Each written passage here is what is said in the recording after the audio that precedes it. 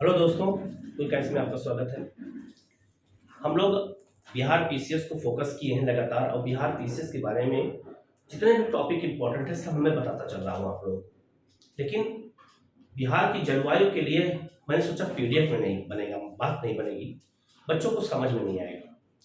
तो ऐसा करते हैं कि बोर्ड पे चलते हैं। अब बोर्ड बताना शुरू करेंगे तो बच्चों को ज़्यादा समझ में आएगा कि बहुत सारे बच्चे इसमें हैं जो कोचिंग पैसा एफर्ट नहीं कर सकते, कोचिंग नहीं कर सकते। उनके लिए एक प्लेटफॉर्म मैंने भी दिया है, बहुत सारे लोगों ने दिया, मैं भी दिया हूँ। देखते हैं उसमें कौन किसका बेस्ट होता है, क्या होता है, वो अलग बात है। आपको कितना समझ में आता है हम उसको ध्यान में रखते हुए आगे बढ़ेंगे आज।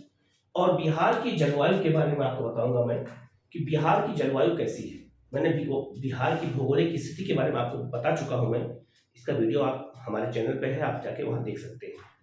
आज हम बिहार के जलवायु के बारे में बताएंगे, लेकिन थोड़ा बिहार के भौगोलिक स्थिति को जानना पड़ेगा।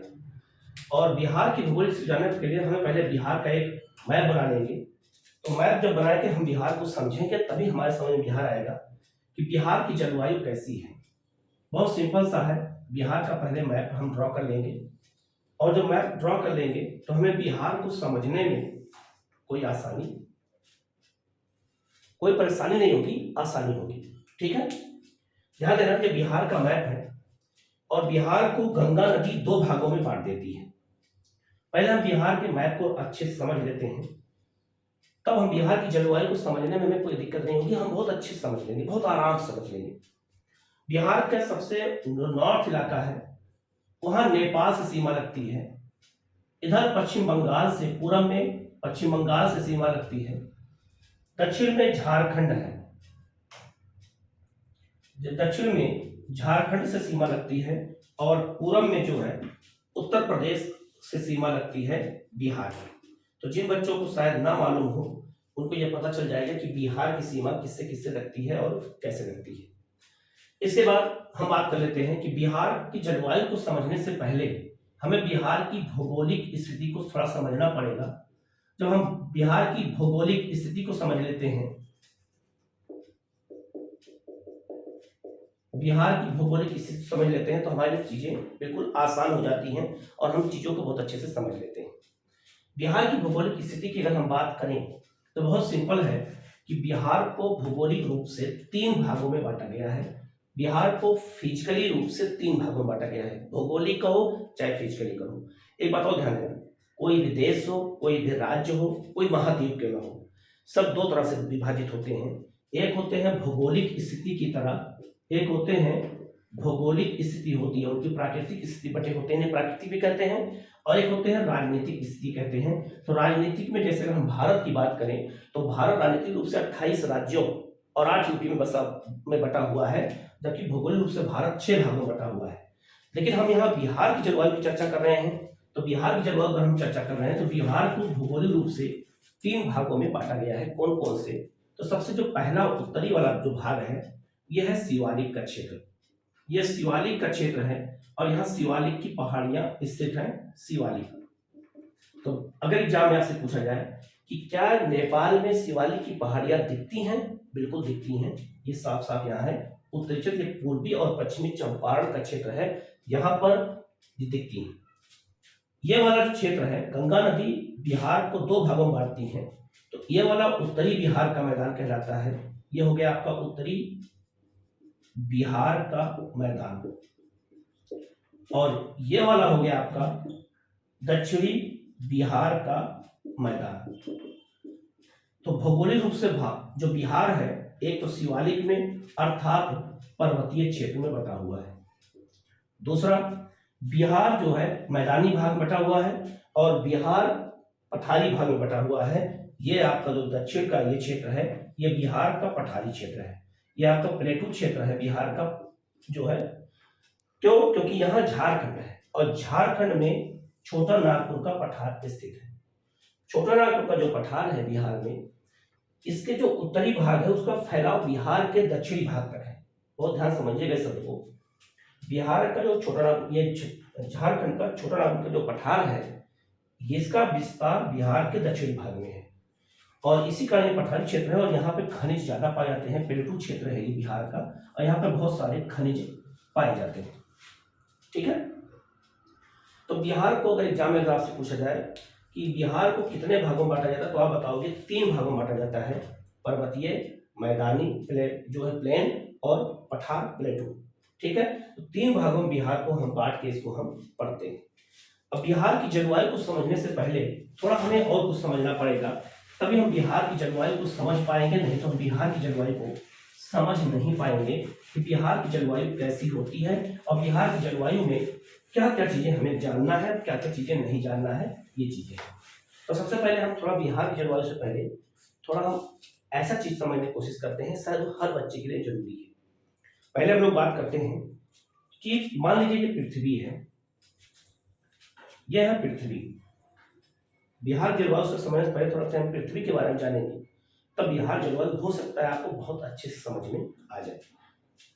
यह है आपका विषुवत रेखा, और यह है आपकी कर्क रेखा, कर्क रेखा, कैंसर, और यह है कैप्रिकॉर्न, और यह है मकर रेखा। ठीक है, कर्क रेखा 23.5 डिग्री पर होती है, 23.5 डिग्री पर नॉर्थ में, और मकर रेखा 23.5 डिग्री साउथ में होती है। ये कर्क और मकर रेखा ये हो गया। और कर्क और मकर रेखा में गर्मी बहुत ज्यादा होती है, यहाँ पे सूर्य की रोशनी पूरे 12 महीना होती है, इसलिए ये पूरा क्षेत्र गर्म होता है, और इस क्षेत्र को कहते हैं उष्णकटिबंध क्षेत्र कहते हैं, उष्णकटिबंध क्षेत्र कहते हैं। और कटिबंध किसे कहते हैं, जब 2 अक्षांशों के बीच जो भूमि होती है उसी को कटिबंध कहा जाता है। अब एग्जाम में अगर आपसे पूछा जाए कि कर्क और मकर रेखा के बीच के क्षेत्र को क्या कहते हैं, तो आप बताओगे उष्णकटिबंध कहते हैं। इसके नॉर्थ की बात करें हम, तो ये हो गया आपका उत्तरी गोलार्ध हो गया, ये हो गया आपका उत्तरी गोलार्ध, और ये हो गया आपका दक्षिणी गोलार्ध, 2 गोलार्ध हो गए आपका। ठीक है, और यहां पर एक लाइन है और यहां पर एक लाइन है, इस लाइन को कहते हैं आर्कटिक वृत्त, और ये है 66.5, ठीक है, नॉर्थ में डिग्री में, और यह है 66 साउथ में, इसको कहते हैं अंटार्कटिका रेखा, यहाँ अंटार्कटिक महाद्वीप है, ये आर्कटिक रेखा कहलाती है और ये अंटार्कटिक रेखा कहलाती है, ये आपको याद रखना है।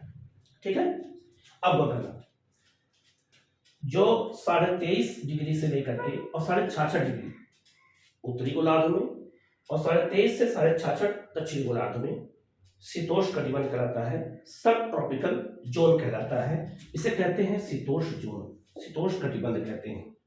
ये हो गया आपका शीतोष्ण कटिबंध, और ये हो गया आपका शीतोष्ण कटिबंध।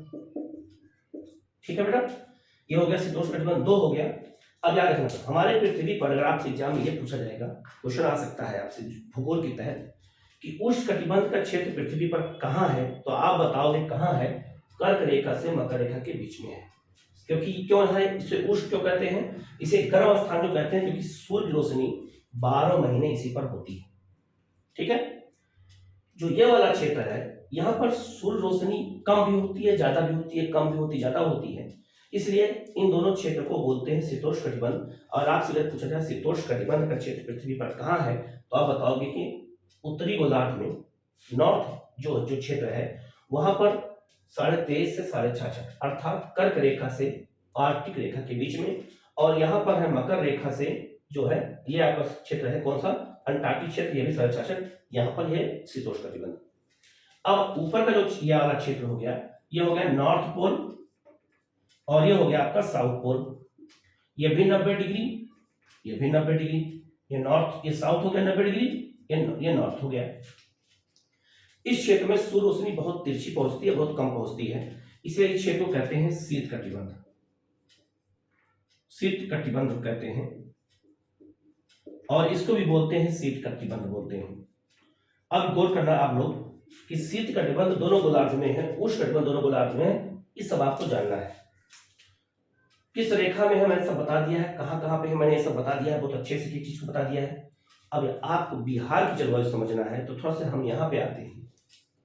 आपको पता होगा कि कर्क रेखा, हम यहाँ बना देते हैं कर्क रेखा है, और आपको पता होगा कि कर्क रेखा भारत के बिल्कुल बीच से गई है, तो ये भारत मैंने बना दिया, और भारत अब अगर आपसे एग्जाम में ये पूछ दिया जाए कि क्या भारत किस कटिबंध में पड़ता है, किस जोन में पड़ता है, तो आप बताओगे 2 जोन में पड़ता है। कौन कौन से? कर्क रेखा के दक्षिण वाला क्षेत्र है वो उष्ण कटिबंध में है, और कर्क रेखा के ऊपर वाला जो क्षेत्र है वो शीतोष्ण कटिबंध में पड़ता है, सब ट्रॉपिकल जोन में पड़ता है। तो ये हो गया आपका शीतोष्ण कटिबंध, तो ये हो गया आपका बिहार, ये पूरा हो गया आपका भारत। और यहाँ है बिहार है आपका, तो बिहार अगर यहाँ है तो बिहार आपका किस जोन में पड़ेगा, इसी को जानने के लिए हमें पहले ये पूरा बताना पड़ा है, कि जिससे आपको ये मालूम चल जाए कि बिहार किस कटिबंध में पड़ता है। अगर आप एग्जाम में यही पूछ दे कि बिहार किस कटिबंध में पड़ता है तो हम नहीं बता पाएंगे। तो किस कटिबंध पड़ता है, तो शीतोष्ण कटिबंध पड़ता है, भारत के नॉर्थ में है और कर्क रेखा के नॉर्थ में, इसलिए बिहार शीतोष्ण कटिबंध। अब आपसे एग्जाम में पूछा जाए कि बिहार की जलवायु कैसी है, तो आप बताओगे शीतोष्ण कटिबंधीय जलवायु है, पहली चीज याद रखना। दूसरी चीज, बिहार का जो ये क्षेत्र है ये शीतोष्ण कटिबंध में पड़ता है, इस कारण बिहार की जलवायु पर पूरी तरह से शीतोष्ण कटिबंध में पड़ती है, और हमें ये जो है इसी की तरह से निकाल करके आगे के आंसर को समझना पड़ेगा। यहाँ तक आपको हमें लगता है कोई डाउट नहीं हुआ होगा। अगर कोई डाउट हो तो आप कमेंट में जरूर कमेंट करिएगा, उसका आंसर आपको हम बताएंगे, नेक्स्ट वीडियो में बता सकते हैं। इसके अलावा कमेंट में भी करके हम आपको उसका क्विक जो है रिस्पॉन्स हम आपको देंगे। अब हम बिहार की जलवायु की बात करेंगे कि बिहार की जलवायु कैसी है।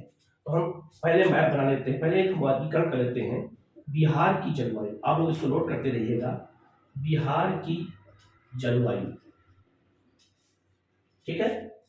बिहार की जलवायु को 3 भागों में बांटा जाता है, और एक आइडिया रखिएगा, अगर आपसे पूछा जाए, एक शब्द पूछा जाए कि बिहार की जलवायु कैसी है, तो अब आप बताओगे ये शीतोष्ण कटिबंधीय जलवायु है, सब ट्रॉपिकल जलवायु जो है ये जोन में आता है, शीतोष्ण कटिबंधीय जलवायु बिहार की है। तो पहला क्वेश्चन आपका यही हो गया कि बिहार की जलवायु शीतोष्ण कटिबंधीय है। बिहार की जलवायु को 3 भागों में बांटते हैं। पहला है ग्रीष्म ऋतु, दूसरा है शीत ऋतु, दूसरा इसको कहते हैं वर्षा ऋतु, और तीसरा जो है आपका वो है शीत ऋतु। इतने कटिबंध में, इतने मौसम में हम बिहार की जलवायु को अलग अलग पढ़ते हैं। बिहार में 3 तरह की जलवायु पाई जाती है। अब तीनों का पहले हम निर्धारण कर लेते हैं कि जलवायु कहाँ कैसे पाई जाती है। ध्यान देना, हम ग्रीष्म काल की अगर हम बात करें तो बिहार का जो ग्रीष्म काल है वो मार्च महीने से शुरू होता है और मध्य जून तक जाता है। ये मध्य जून तक का क्षेत्र जो है, ये मतलब जो पीरियड है, टाइम पीरियड है, ये आपका ग्रीष्म ऋतु की जलवायु का है। दूसरा वर्षा जलवायु की बात करें, वर्षा ऋतु की बात करें हम, तो मध्य जून से लेकर के और मध्य अक्टूबर तक का जो क्षेत्र है, जो समय है, वो वर्षा ऋतु का है बिहार में। और शीत ऋतु की बात करूं मैं, तो मध्य अक्टूबर से लेकर, हमारे यहाँ मध्य अक्टूबर से ही ठंडी पड़ने लगती है बिहार में और यूपी में, इस क्षेत्रों में। तो मध्य अक्टूबर से लेकर के और जो है मध्य मार्च तक ठंडी पड़ती है बिहार में, थोड़ा थोड़ा करके वहां तक, ठीक है। तो बिहार की जलवायु को पहले हम मौसम के अनुसार 3 भागों में बांट लेंगे, ग्रीष्म ऋतु, वर्षा ऋतु, शीत ऋतु। ग्रीष्म ऋतु जो है जो मार्च मध्य जून, वर्षा ऋतु मध्य जून से मध्य अक्टूबर, और शीत ऋतु मध्य अक्टूबर से मध्य मार्च के बीच में पड़ती है बिहार की जलवायु। अब हम लोग एक एक करके बात करेंगे। पहले हम ग्रीष्म काल की बात करेंगे, फिर वर्षा ऋतु की बात करेंगे, और हम शीत ऋतु की बात करेंगे अलग अलग। अब बिहार की जलवायु में पहले हम ग्रीष्म ऋतु की अगर हम बात करें तो बिहार के मैप से समझेंगे हम बिल्कुल। अब बिहार के मैप से समझेंगे तो हमारी चीजें बिल्कुल आसान हो जाएंगी, आपको हमें समझाना और आपको समझना। पहले हम बिहार का एक मैप ड्रॉ कर लेंगे तुरंत।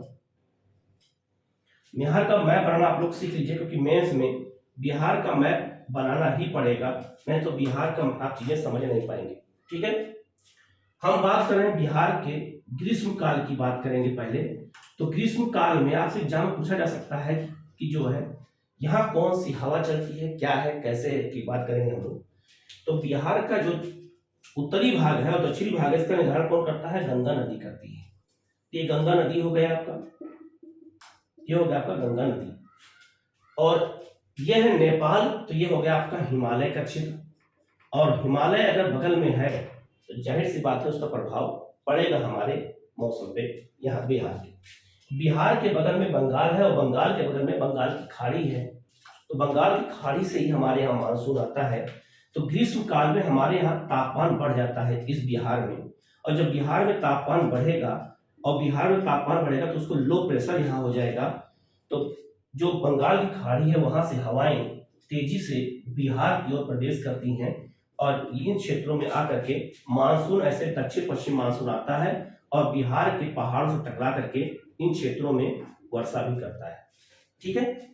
ग्रीष्म काल की अगर हम बात करें तो एग्जाम में अगर आपसे ये पूछ दिया जाए कि बिहार में ग्रीष्म काल की अगर बात करें कि बिहार में कौन सी हवा चलती है, गर्म हवा चलती है, तो उसका नाम है लू। लू नाम है बिहार का। बिहार में गर्म हवा का नाम लू है। उसे भारत में इसको लू भी कहते हैं, बिहार में भी इसको लू कहते हैं। तो लू हवा गर्म होती है और ये पश्चिम से पूर्व की ओर चलती है और ये पूरे उत्तर और दक्षिण बिहार के जो क्षेत्र है इसको यहाँ पर गर्मी बहुत ज्यादा कर देती है। तो इस समय यहाँ गर्मी बहुत ज्यादा पड़ती है। तो बिहार में अगर पूछा जाए कि किस ऋतु में लू चलती है तो वो लू है ग्रीष्म काल में। ठीक है। इसके अलावा इस समय बिहार में अगर हम बात करें तो बिहार का जो पश्चिमी क्षेत्र है, यहाँ आप बात करेंगे हम बिहार का जो ग्रीष्म काल की बात करें तो बिहार का जो पश्चिमी क्षेत्र है और पूर्वी क्षेत्र है। तो पूर्वी क्षेत्र बंगाल की खाड़ी से लगा हुआ है ये पूर्वी क्षेत्र, इसलिए यहाँ पर तापमान कम होता है, थोड़ा हवाओं में आर्द्रता होती है। आर्द्रता का मतलब होता है हवाओं में नमी की मात्रा, इसे ह्यूमिडिटी कहते हैं। हवाओं में अगर नमी है तो उसे आर्द्रता कहेंगे और हवाओं में नमी नहीं है तो उसे शुष्कता कहेंगे। ठीक है।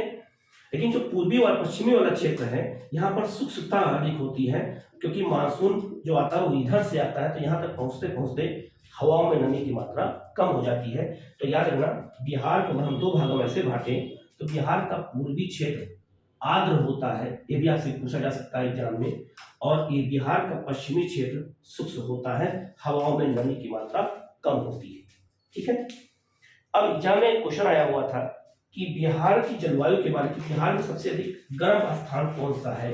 तो बिहार का सबसे गर्म स्थान अगर हम बात करें तो वो है गया। गया जो है वो बिहार का सबसे गर्म स्थान है और यहाँ पर तापमान गर्मी के समय में बहुत ज्यादा होता है।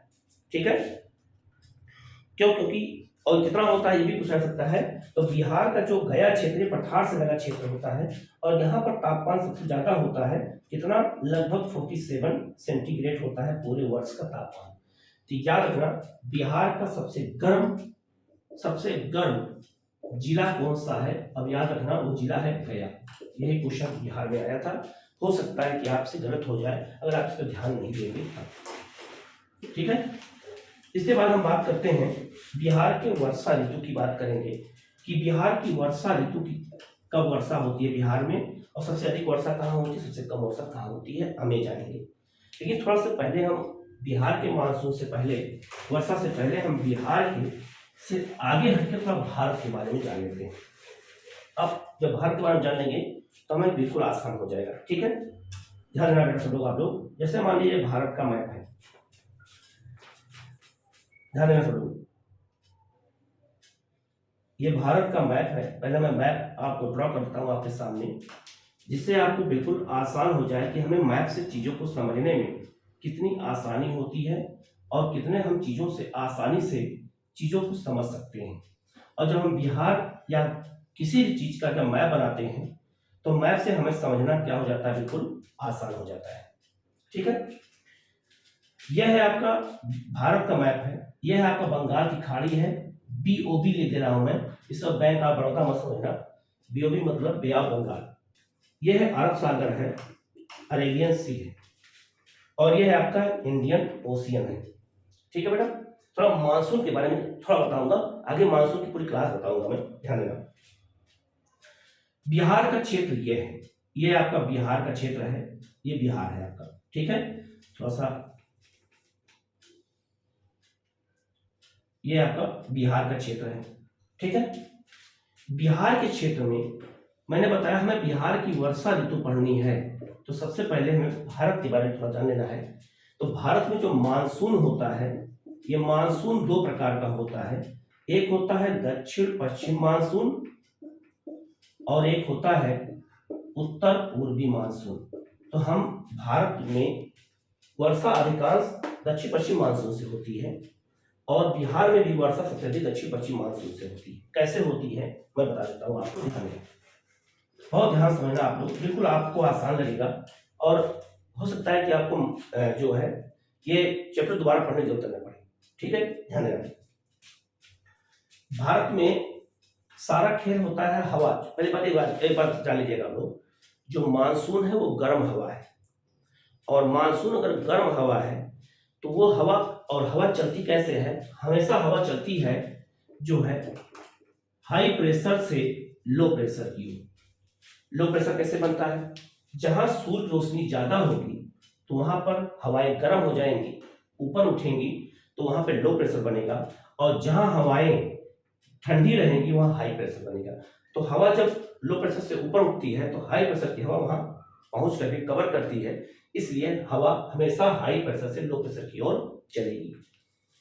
अब गौर करना, जो ये तिब्बत का पठार है, आप लोग ध्यान समझना, यह है तिब्बत का पठार। हमारे यहाँ मानसून कैसे आता है तो हम बिहार के मानसून को समझ लेंगे। यह तिब्बत का पठार है, यह है थार मरुस्थल और यह है गंगा का मैदान। ध्यान समझना बेटा सब लोग, जब सूर्य और कर्क रेखा यहां से गई है बिल्कुल भारत के बीच से, अब जब सूर्य की रोशनी जो होती है, जब उत्तर दक्षिण से उत्तर की ओर सूर्य आता है ऊपर की ओर, तो उस दौरान जब महीना हो जाता है मार्च अप्रैल और मई, उस दौरान गंगा के मैदान, थार मरुस्थल और तिब्बत के पठार में लो प्रेशर बनता है। इसकी अपेक्षा कहां पर, इसकी अपेक्षा हिंद महासागर में हाई प्रेशर बनता है। और जब हाई प्रेशर बनता है तो जो मानसून यहां से आता है, ये हवाएं चलती, व्यापारिक हवाएं चलती हैं, यही व्यापारिक हवाएं घूम जाती हैं ऐसे। जब व्यापारिक हवाएं घूम जाती हैं तो इनकी दिशा क्या है, दक्षिण पश्चिम है। यही है दक्षिण पश्चिम। अगर ये दक्षिण है, ये पश्चिम है, तो ये वाला ब्लॉक क्या हो गया, दक्षिण पश्चिम। तो यहां से मानसून प्रवेश करता है और यही मानसून यहाँ पर पश्चिमी घाट से टकरा करके दो शाखाओं में बढ़ जाता है। एक शाखा है बंगाल खाड़ी की शाखा ऐसे, और एक शाखा अरब सागर की शाखा, जो इधर से वर्षा भारत में इधर करती है और इधर से वर्षा भारत के इन क्षेत्रों में वर्षा होती है। अब एग्जाम में आपसे पूछा जाएगा कि बिहार, अगर मान लीजिए बिहार राज्य है यहाँ, और बिहार में वर्षा किस प्रकार की वर्षा होती है, तो आप बताओगे दक्षिण पश्चिम मानसून से वर्षा होती है, पहला पॉइंट। दूसरा, बिहार में जो वर्षा होती है वो मानसून की किस शाखा से होती है, तो मानसून की दो शाखा है, इस शाखा को कहते हैं बंगाल की खाड़ी की शाखा, ये बंगाल की खाड़ी की शाखा है, और ये अरब सागर की शाखा है। तो बिहार में जो वर्षा होगी वो अरब सागर से शाखा से नहीं होगी, वो बंगाल की खाड़ी की शाखा से होगी। तो दो क्वेश्चन आपको मिल गया कि पहला क्वेश्चन, बिहार में वर्षा जो होती है वो किस प्रकार की वर्षा होती है, तो मतलब किस मानसून से वर्षा होती है, तो आप बताओगे दक्षिण पश्चिम मानसून से। दूसरा, किस शाखा से होती है, बंगाल की खाड़ी की शाखा से होती है। याद रखना आप लोग, अच्छी इंपॉर्टेंट है। दूसरा, अब बिहार से जब मानसून यहाँ प्रवेश करता है बिहार में, तो यहाँ हिमालय है, ये हिमालय है, और हिमालय से टकरा करके बिहार में तराई के क्षेत्रों में वर्षा होना प्रारंभ हो जाती है। अब हम बिहार के मैप से समझेंगे तो हमें और अच्छे से समझ में बिल्कुल आ जाएगा कि जलवायु क्या है और बिहार के वर्षा से हमें इसको कैसे जोड़ करके देखना है। ठीक है, ध्यान दीजिएगा, मैं दोबारा बिहार का मैप बना रहा हूं।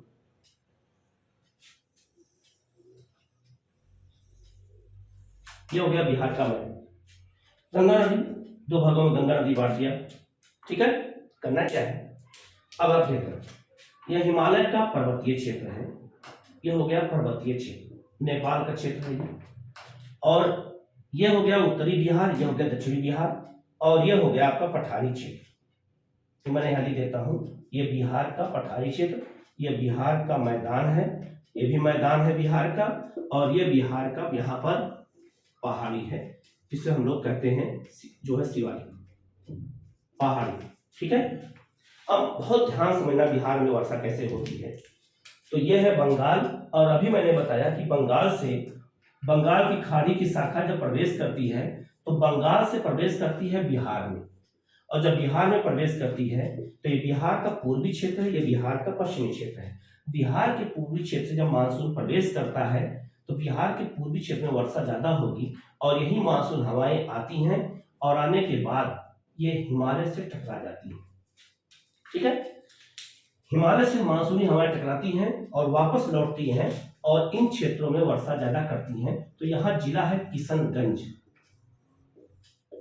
किशनगंज इसीलिए किशनगंज में वर्षा ज्यादा होती है क्योंकि किशनगंज बिल्कुल हिमालय की तराई में है, और बादल मानसून आता है, बादल के रूप में टकराता है यहाँ, और यहीं पर ज्यादा वर्षा कर देता है।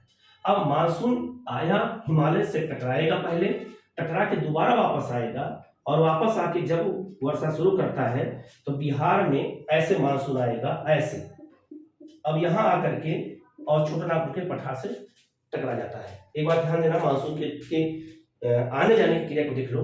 मानसून बंगाल खाड़ी से प्रवेश किया ऐसे, और यहाँ आकर के पर्वतीय क्षेत्र से टकरा गया। यहाँ से टकराने के बाद वापस उधर से नीचे की ओर आएगा और आकर के यहाँ पर पठार से टकरा जाएगा। अब गौर करना, एग्जाम में आपसे पूछा जाएगा कि बिहार में सबसे अधिक वर्षा किस क्षेत्र में होती है? पूर्वी क्षेत्र में, क्योंकि मानसून इधर से प्रवेश करता है। धीरे धीरे पश्चिमी क्षेत्र में वर्षा की मात्रा कम हो जाएगी। तो आप याद रखना कि बिहार में वर्षा अधिक होती, क्योंकि पेपर इस बार कठिन होगा, माइनस मार्किंग है, बीपीएससी पहले ही नोटिफिकेशन दे चुका है कि पेपर कठिन होगा, इसलिए बहुत ध्यान से इसको पढ़ना बेटा।